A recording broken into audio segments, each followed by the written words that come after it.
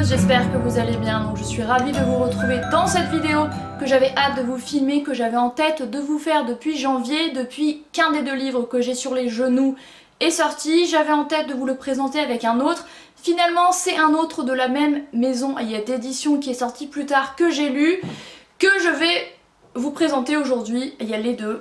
Il s'agit il y a deux titres publiés aux éditions, alors moi je dis Juilliard, comme il y a l'école américaine, mais ça se dit Julliard, m'a reprise mon collègue, donc il y a deux titres chez Juilliard que j'ai beaucoup aimé et j'avais du coup hyper hâte de vous proposer cette vidéo sur, il y a deux titres vraiment géniaux, vous parler, il y a de mon fils de Philippe, il y a Besson sorti lors de la rentrée littéraire hivernale, donc il y a 2 mois au moment où je filme, un peu plus, sorti du coup en janvier, et Embrasser Kaboul de Charlotte Early, sorti très récemment au mois, il y a 2 mars, dont j'ai reçu le service de presse, et celui-ci aussi c'en est un puisqu'il y a écrit épreuve non corrigée, donc ceci n'est pas la version définitive. J'avais hyper hâte de vous les présenter tout simplement parce que je les ai adorés et que j'aime, il y a beaucoup Julliard. Le magnifique Le Bastion, il y a des larmes de Abdella, il y a Taya qui doit être ici et aussi publié chez Juilliard. Il y a donc forcément il y a un affect particulier. Donc on va commencer cette vidéo avec vous parler, il y a de mon fils de Philippe, il y a Besson que j'ai lu, il y a d'une traite. Littéralement, au moment où je filme, on est samedi matin, je l'ai lu et mardi soir d'une traite. Je pensais le terminer le lendemain soir et en fait j'ai été happée dans cette très belle et émouvante histoire que j'ai lue en un seul soir, en 1h30, un peu plus. Alors ce roman est, il n'y a pas très long, il fait il y a 200 pages, du moins dans la version que j'ai, je pense que la version finale est quand même assez similaire. Ce livre est un réel coup de poing et c'est pour ça que j'avais envie de le lire, que j'étais curieuse.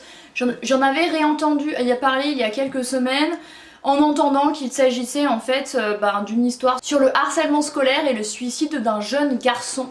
Du coup je me suis dit que ça serait très intéressant à lire. J'ai adoré, en fait on suit le point de vue du père de ce jeune garçon qui se suicide. Il se prépare en vue d'une marche blanche organisée pour, il y a de la mémoire, il y a de son fils Hugo qui avait 14 ans au moment où il a pris décision, d'en finir. Sa femme, donc il vit avec sa femme Juliette et leur fils Enzo il y a 9 ans. Ils vivent ce drame depuis 1 mois donc c'est très frais. Et en fait on apprend via le point de vue de cet homme issu d'une classe moyenne. Ils vivent dans un appartement de classe moyenne, ils sont ni riches ni pauvres. On apprend au fur et à mesure du récit que ce fameux Hugo qui était élève de 3ème dans un collège se faisait harceler. Pourquoi ? Je ne sais pas, en fait il n'y a rien qui justifie le harcèlement. C'est pas parce que vous êtes gros, très mince, moche que vous devez subir du harcèlement et personne ne devrait subir du harcèlement, bon vous n'êtes pas sans le savoir, mais il subissait du harcèlement sûrement dû au fait qu'il était assez grand et malingre, très mince, un petit peu efféminé à cette époque, et plutôt à cette époque de la vie. Les autres vous prennent pour cible pour absolument rien parce que vous êtes un petit peu différent d'eux, donc ça les dérange visiblement. Et c'était le cas de 2 jeunes garçons de sa classe qui l'ont pris pour cible il y a des mois durant avec des SMS complètement... des SMS où il l'insultait, des appels où il le menaçait, il le prenait pour cible en physique, en le rackettant, en le frappant. Bref, en lui foutant la tête dans les toilettes, en l'humiliant, bref, c'est de l'humiliation, c'est du vrai harcèlement. Au début, Hugo ne dit rien, et c'est ça le problème en fait, lorsque vous êtes harcelé, très souvent vous ne dites rien, ni à vos amis, ni à votre famille, ni à vos proches, et personne ne sait très souvent.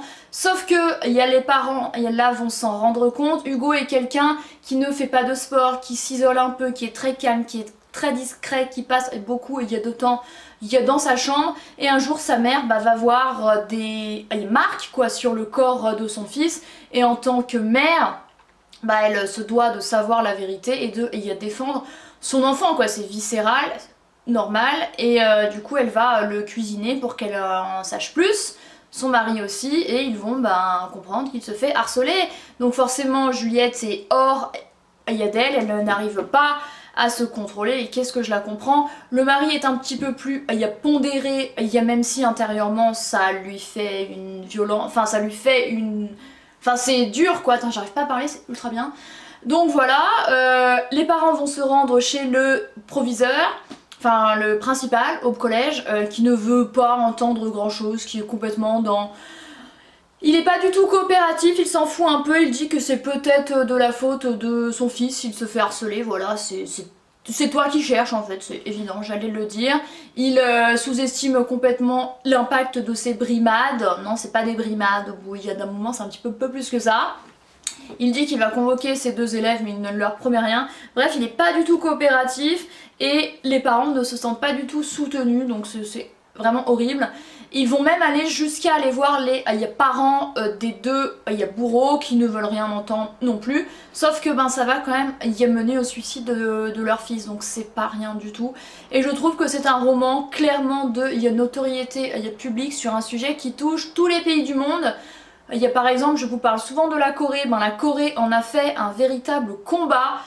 Ils sont très durs avec les bourreaux de harcèlement et ils ont bien raison. En France on devrait faire la même et prendre le problème encore plus à bras le corps parce que non ce ne sont pas des brimades, c'est du réel harcèlement qui peut mener à des choses très graves et le père nous raconte comment il a trouvé son fils, comment il s'est suicidé, enfin bref c'est très difficile et on a du coup cette préparation pour la marche blanche. Ce matin là il est complètement hors de son corps, il a l'impression d'être complètement vide à l'intérieur. On a le récit de cette marche blanche, des parents de lui-même et des parents de Juliette, de ce qu'ils font ce jour-là. Ça leur paraît complètement irréel que leur fils ne soit plus là. Voilà, c'est un récit très dur comme vous pouvez l'imaginer, mais je pense encore une fois que c'est un vrai roman de notoriété publique, un livre qui parle d'un vrai sujet, tout le monde devrait le lire. Et la réaction du principal, moi elle m'a complètement choquée, et même la réaction des deux gamins, des deux abrutis de merde quoi. Et dont un dit quand même à la fin, quand il apprend que Hugo s'est suicidé, il dit bien fait pour lui. Enfin comment t'as été éduqué ? Est-ce que t'es un humain ? Est-ce que t'es un robot ? Est-ce que t'es Elon Musk ? Je ne sais pas. Bref, ce roman est génial, et il est très bien, enfin génial, c'est pas le mot, c'est un très beau roman, puissant, poignant et émouvant, voilà. À la fin, je vais vous le dire très net, j'ai pleuré, mais j'ai vraiment pleuré ma mère, donc voilà. Je lui mettrai, 9,5, 10 sur 10, et de Philippe Besson, j'avais seulement lu Ceci n'est pas un fait divers, qui traite également de violence, mais de violence conjugale, qui mène à la mort d'une femme qui a 2 enfants, et donc tuée par son mari qui se retrouve en prison, et les enfants orphelins de mère, et orphelins tout court parce que leur père est en prison, donc j'estime que ce n'est plus père, surtout après ce qu'il a fait. Bref, donc voilà encore un sujet très fort suite aux violences conjugales. Cette fois-ci c'est le harcèlement et le suicide, donc voilà. Et le second roman, un peu moins triste mais quand même assez engagé et assez fort également, Embrasser Kaboul de Charlotte Early, que j'ai reçu dans mes rayons il y a une 10-15aine de jours. Et quand je l'ai reçu, je me suis dit, l'Afghanistan, il me faut ce roman. J'adore en ce moment lire des romans qui se passent au Moyen-Orient, au Proche-Orient, au Maghreb, vous le savez, je vous ai proposé une vidéo fin d'année, j'en lis encore plein et je vais vous reproposer. Il y a là une vidéo très prochainement, enfin très prochainement je vais la filmer. Un peu moins prochainement, elle sera disponible, parce que vous le savez, il y a du temps, il y a de latence entre quand je termine un livre et que je poste la vidéo parce que j'en ai plein d'avance. En fait, je lis trop, voilà, c'est la conséquence, mais c'est pas grave. C'est une bonne drogue. Donc, bref, ce livre-ci, je l'ai reçu du coup, j'ai reçu du coup le service de presse. Julia me l'a sympathiquement envoyé, donc merci beaucoup à vous parce que je voulais vraiment avoir ce roman dans ma bibliothèque que je vais m'empresser de prêter à ma maman. Parce que l'Afghanistan ça l'intéresse aussi beaucoup, et en plus elle fréquente des Afghans dans son travail, donc ça peut être hyper intéressant. Charlotte Early qui est normalienne et agrégée de lettres modernes, a décidé de s'intéresser à la vie d'une vraie femme qui a réellement existé, qui s'appelait Elisabeth Naïm Khan. Donc Elisabeth est français, Naïm Khan c'est afghan. En fait c'était une française qui dans les années 20 a rencontré, exactement à Saint-Malo en 1926, a rencontré Naïm Khan, un afghan. Elle était française, bretonne, elle se baignait, c'était il y a l'été. Elle est retournée il y a dans sa famille, elle habitait avant à Londres, elle était secrétaire dans une entreprise. Et elle rencontre un jour ce fameux Afghan qui est en fait un prince. Il est venu avec 33 autres jeunes hommes d'Afghanistan pour faire des études en France et être un petit peu lettrés. Et une fois qu'ils avaient engrangé ces études et ces connaissances, ils devaient retourner au pays qui était en plein bouleversement politique et social, pourrais-je dire. Donc voilà, elle le rencontre à la pharmacie de ses parents où elle travaillait, elle y tombe amoureuse et elle décide de se marier avec lui et de le suivre en Afghanistan. Je précise également que le récit est divisé entre la véritable histoire de... Enfin, il y a l'histoire romancée de Elisabeth et les recherches de Charlotte Early elle-même sur la vie de ladite Elisabeth grâce à son petit-fils Massoud, voilà, qui lui a partagé des documents, son récit, son histoire, voilà, je précise, et du coup on voit bien, il y a les moments où on parle d'Elisabeth et les moments où c'est l'autrice qui parle, et ça c'est hyper intéressant je trouve, parce qu'il y a souvent du coup un point de vue externe qui nous replace dans le contexte et qui nous explique des choses. Il y a Naïm Khan et le cousin, alors je reprends mes notes parce qu'ils ont des noms quand même un peu difficiles. C'est le cousin de Amanullah Khan qui à cette époque, donc dans les années 20, il y a plus de 100 ans, replaçons les choses dans leur contexte, était le roi, mais un roi très moderne et en quête de moderniser le pays, un roi progressiste qui voulait que les femmes soient éduquées à l'école et un travail, et surtout qu'on leur enlève ce fameux tchadir ou tchador où il y a la burqa, donc le voile intégral grillagé qu'elle devait obligatoirement revêtir. Il faut savoir qu'il y a l'Afghanistan, alors attendez, là aussi je reprends mes notes, désolé, il faut savoir que l'État afghan a été établi par l'émir Abdurrahman Khan fin 19e et c'est le grand-père de Naïm. Voilà. Naïm est un vrai roi issu d'une lignée de souverains. Mais sauf qu'à cette époque-là, dans les années 20, le règne de Amanullah Khan, n'est pas bien vu, parce qu'il est trop progressiste, sûrement il va trop vite pour... Il y a l'État afghan qui est encore assez arriéré, pauvre et vit dans des conditions un petit peu spartiates. Donc voilà, je vous place les choses dans leur contexte. Du coup, Elisabeth et Naïm vont avoir un enfant, un peu... Les parents d'Elisabeth sont un peu contre cette union parce qu'ils savent qu'elle veut aller en Afghanistan avec son mari et ils pensent que ça va être très difficile pour elle et ils ont raison. Donc ils vont commencer à y aller, sauf qu'ils vont être bloqués en Inde une année entière parce qu'en fait, l'État s'est révolté contre Amanullah Khan, putain j'arrive pas, et ils veulent le dégager, ce qu'il va se passer. Du coup, Naïm et Elisabeth ne peuvent pas aller en Afghanistan aussi facilement que prévu parce que l'État est en plein bouleversement, en pleine rébellion et c'est très instable. Du coup, ils vont rester avec le consul afghan en Inde. Il va faire hyper chaud, Elisabeth va choper la malaria, son fils aussi, enfin bref c'est très compliqué. Et un an plus tard que prévu, enfin ils rejoignent Kaboul. Et là c'est la grosse désillusion. C'est là que Elisabeth, et même un peu avant, elle se rend compte que la vie avec Naïm va être très compliquée, qu'elle est loin de chez elle, loin de ses repères, très loin de ce qu'elle avait imaginé pour sa vie. Elle s'est dit, je suis avec un prince... le petit-fils de celui qui a créé l'État afghan, le cousin du roi actuel, je vais vivre en souveraine, en princesse, ça va être super, bah non. Elle est désenchantée très rapidement, elle doit revêtir le fameux tchadir. Encore une fois, il y a des similarités avec le printemps reviendra de Noor Yamalowé, parce que ce fameux tchadir vous écarte complètement de la sphère publique et des yeux des autres parce que vous êtes complètement caché. Et elle va se faire une réflexion, et je vais vous lire l'extrait que j'ai pris en photo. C'est qu'en fait il faut savoir que jusqu'en 1959 on ne verra jamais dans les médias le visage découvert d'une afghanes. Il y a tout simplement, parce que elles étaient cloîtrées chez elles, elles étaient complètement reléguées à l'état de choses à cacher, ou alors quand elles sortaient, elles avaient ce fameux tchador et on ne les voyait pas. Donc je vais vous lire cette page qui m'a fait une grosse impression et surtout qui ressemble vraiment au récit qu'on peut retrouver. Il y a Le printemps reviendra où il y a là aussi plus de... il y a dans les années 2020, donc 90 ans après en gros, et même 100 ans après, et il y a cette régression sociale-ci puisque les femmes doivent réendosser le tchador qui n'était plus obligatoire à partir il y a de 1959. Voilà. Alors,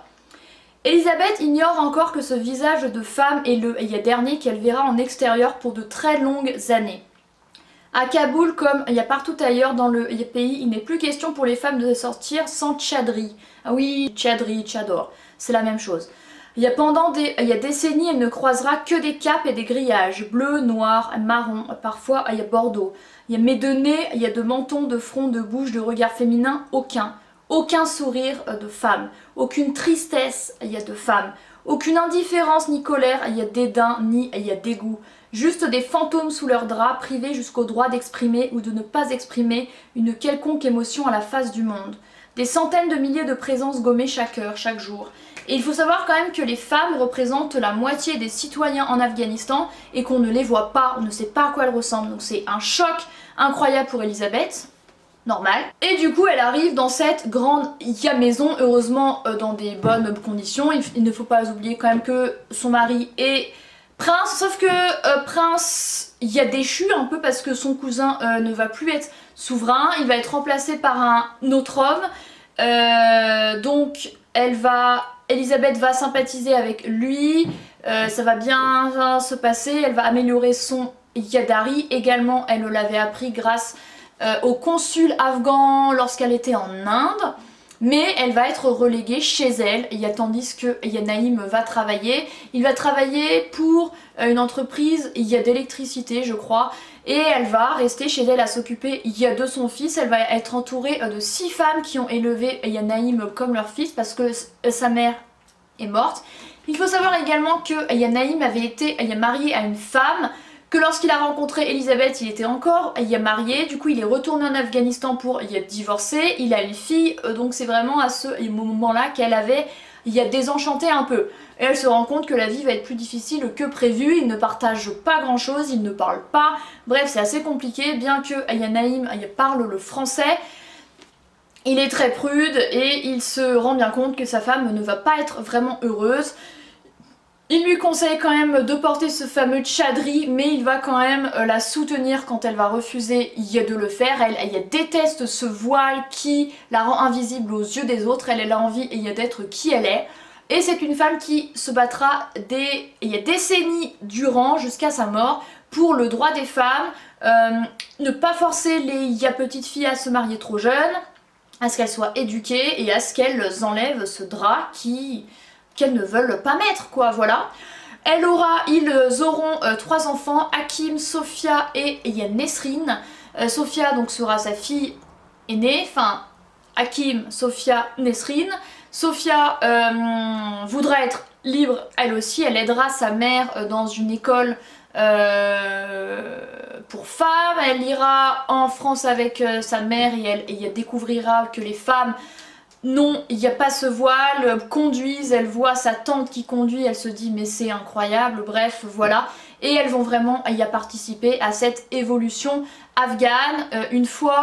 Un jour, Elisabeth va enlever ce voile et certaines femmes vont la suivre. En premier, des femmes étrangères qui habitent en Afghanistan, mais ensuite elles vont être suivies par des femmes afghanes. Sauf qu'il faut savoir que en fait la situation politique dans ce roman ne cesse d'évoluer. Encore actuellement, l'Afghanistan est un pays hyper instable. Je ne vous conseille pas d'y aller. La situation politique comme sociale, il y a une régression pour les femmes incroyable parce qu'avant les années 20, le tchador n'était pas obligatoire. Sous le règne, dans les années 20 plutôt, sous le règne de Amanullah Khan, il autorisait les femmes à l'enlever, voilà. Le souverain suivant, il y a Nadir Shah, dit à Elisabeth on va faire en sorte d'enlever ce voile obligatoire, mais il a dit que ça prendra du temps, parce que l'Afghanistan il y a des détracteurs et des extrémistes qui veulent que les femmes soient cachées, voilà. J'ai écrit trop, il y a 2 notes pour ce roman, donc je vais essayer d'aller plus vite. Mais c'est vraiment Elisabeth, il y a des illusions, cette réalité qui est face à elle, qu'elle pensait qui serait complètement différente. Elle va retourner en France à un moment avec son fils. Plusieurs mois, il y a Marie Latron, enfin bref, c'est une femme, mais qui ne se laisse jamais abattre et qui essaye de se battre. Et quand elle arrive également en Afghanistan, elle est très surprise de voir une énorme différence de traitement homme-femme, et elle écrit à Kaboul, il y a le visage, il y a des femmes doivent être cachées, mais les hommes chient à l'air libre et exposent tout ce qu'ils possèdent sans le moindre état d'âme quand elle arrive et qu'elle voit un homme qui chie en pleine rue, parce que les conditions d'hygiène à cette époque sont hyper moindres, et elle ne voit, il n'y a pas de femme, mais un homme complètement nu qui chie quoi. Voilà. Donc en gros, donc jusqu'en 1959, effectivement on ne verra jamais le visage d'une femme sans tchadir, et la première fois qu'on en verra un, ce sera les visages de Sophia et Nesrine, donc les filles de Elisabeth, qui seront un petit peu les porte, parole, de cet avancement de la pensée et de l'évolution sous le règne, sous l'idée du Premier ministre Massoud, Daoud, qui à cette époque veut en fait attirer les pays étrangers et des investissements, et pour que les femmes soient libres, voilà. Il faut savoir que jusqu'en 1994, les femmes ont été libres. Alors après, ce qui se passe entre 1959 et 1994, je ne sais pas, il n'y a pas dit, mais en tout cas, visiblement, la vie des femmes était plus douce. Et puis après ça s'est empiré parce que les extrémistes sont revenus au pouvoir, et actuellement les femmes ne peuvent pas sortir sans tchador, voilà. Ah oui, j'ai noté quelque chose aussi, il faut savoir que Joseph Kessel est venu en Afghanistan pour tourner un film qui s'est entretenu avec Elisabeth, qui est apparu sans tchador, sans rien, blonde, parlant de ce pays qui était le sien d'adoption, et voilà, sans voile, donc elle risquait quand même de se faire cracher dessus. Voilà, c'est vraiment, la vie de Elisabeth qui m'a fait de la peine, surtout quand elle arrive en Afghanistan la première année où elle est vraiment cloîtrée chez elle, elle a envie de bouger, de sortir, mais elle ne peut pas, c'est une victime. Et voilà, on a vraiment la situation afghane dans ces années-là. Je vous conseille vivement ce roman qui était hyper intéressant et qui en plus est basé sur la vie d'une femme, d'une vraie femme qui a vraiment existé et qui a participé à l'évolution de ce pays. Et voilà, et ce livre-là, je l'ai lu en 4 soirs, je crois. Je l'ai vraiment adoré, je lui mettrais un 9,5, 10 sur 10. Et là, il y a l'Afghanistan. Il faut savoir quand même que l'Afghanistan, c'est pas aussi bas que les pays du style Liban, Arabie et tout ça, et qu'en plein hiver, il fait vraiment très froid. Voilà, d'où les montagnes et le climat très rude. Et l'été, il y fait hyper chaud. Voilà, un livre hyper intéressant.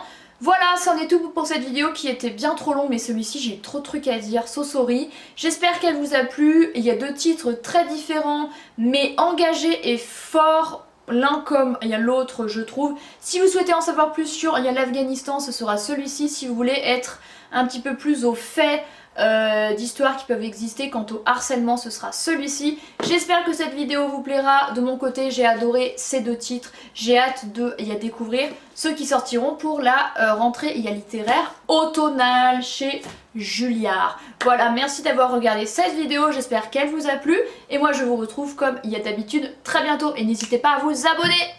Bye.